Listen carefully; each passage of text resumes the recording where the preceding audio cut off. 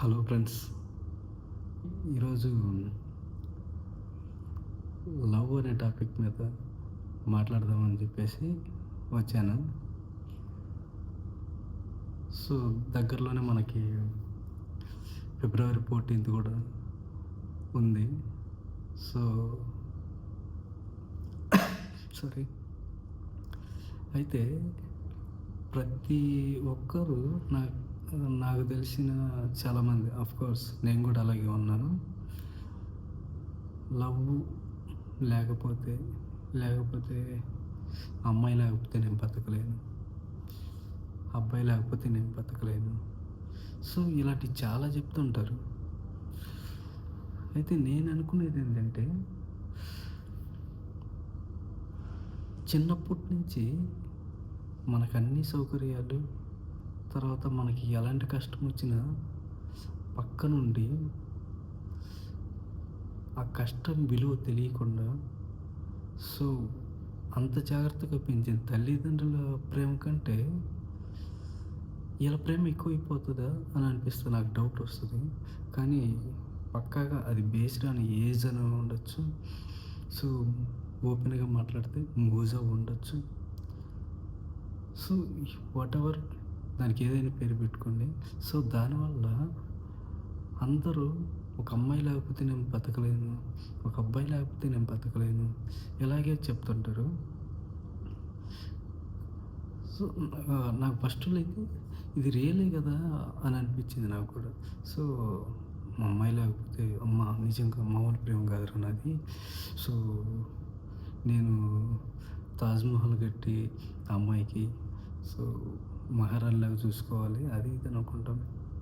కానీ వన్స్ మ్యారేజ్‌లు అయిన తర్వాత, సో ఇన్ని రోజుల నుంచి ప్రేమించుకున్నారు కదా, ఆ ప్రేమ ఎలా పోద్దో బాధ్యతలు ముందుకు వచ్చేస్తాయి. ప్రేమ కంటే కూడా మరి ఎలా మన ఫ్యామిలీని, వీళ్ళందరికీ, నా పిల్లలకి, మా మిసెస్కి, సో వీళ్ళందరినీ ఎలా పోషించాలి, సో ఎలా డబ్బులు సంపాదించాలి.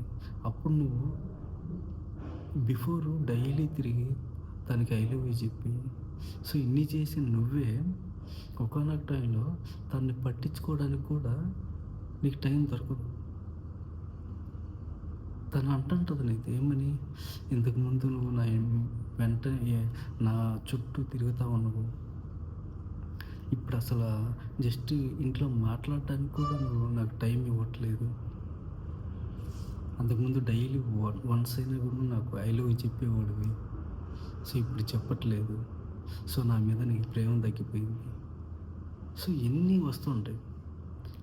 ఎందుకు వస్తాయంటే తెలుసా, ఆ బిఫోరు నీకు కావాల్సిన మనీ కానీ, నీకు కావాల్సిన ఆ స్పేస్ కానీ, అంటే నీ కావాల్సినటువంటి తిరగడానికి స్పేస్ ఇవ్వడానికి, అవన్నీ ఇవ్వడానికి కూడా కష్టపడే తల్లిదండ్రులు ఉన్నారు ఆ టైంలో. సో కాబట్టి నీకు అలాంటివి అనిపించలే, హ్యాపీగా అమ్మాయి వెంబడి తిరగడం. సో ఆ అమ్మాయికి ఏమైనా కావాలంటే ఇంట్లో వాళ్ళ ద్వారా తీసుకొని సో అమ్మాయికి ఇవ్వడం ఎంతవరకే తెలుసు. వన్స్ నువ్వు మ్యారేజ్ అయిన తర్వాత, నీ లైఫ్లోకి ఒక అమ్మాయి వచ్చిన తర్వాత, సో అంతకుముందు ఆ అమ్మాయికి కావాల్సినవన్నీ కూడా వాళ్ళ పేరెంట్స్ ఎలా ఏర్పాటు చేశారో, సో అదే లెక్కన నువ్వు ఏర్పాటు చేయాలి. అప్పుడు నీకు లైఫ్ ఏంటనేది తెలుస్తుంది. ఎందుకు తెలుస్తుంది అంటే, ఒక అమ్మాయిని పర్సనల్గా తనకి రిక్వైర్మెంట్స్ ఎన్ని ఉంటాయంటే అన్నీ ఉంటాయి. అవన్నీ మనం అరేంజ్ చేయాలంటే సో మనం లైఫ్లో సెటిల్ అయి ఉండాలి.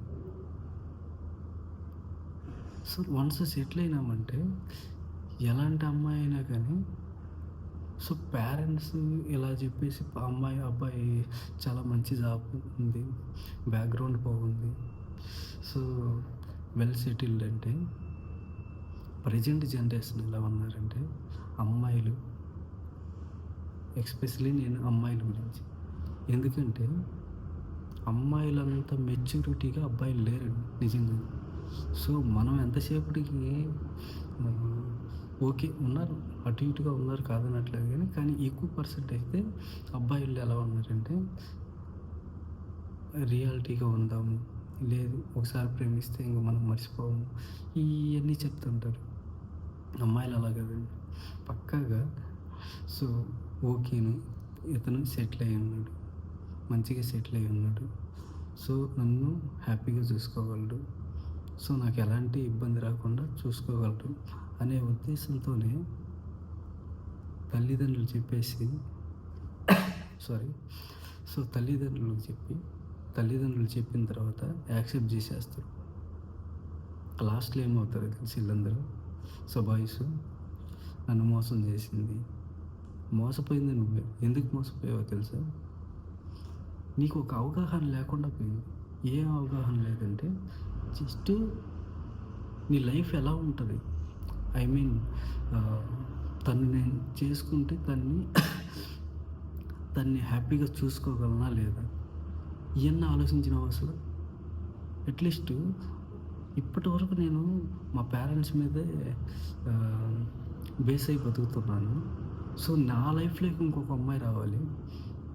ఆ తర్వాత వన్ బై వన్ పిల్లలొస్తారు.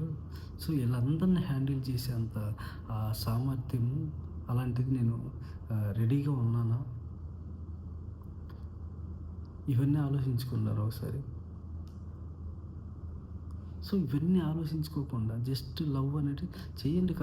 లవ్ చేయడంలో తప్పే లేదు. కానీ మన మన లైఫ్ ఏంటి?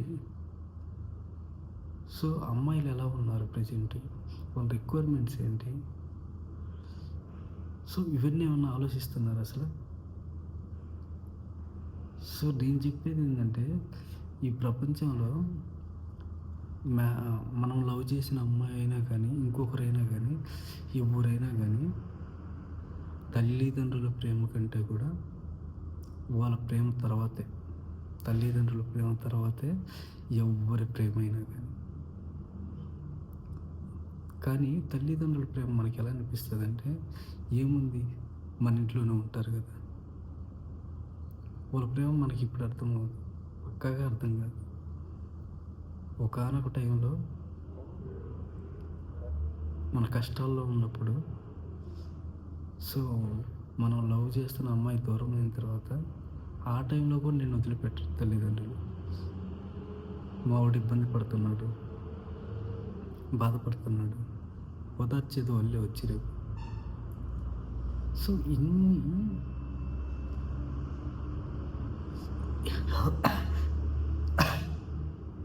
ఇంత సో, ఇంతుంటది లైఫ్ గురించి.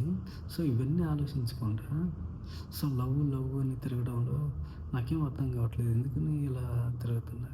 ఫస్ట్ లైఫ్ వన్స్ నువ్వు కానీ సెటిల్ అయినావంటే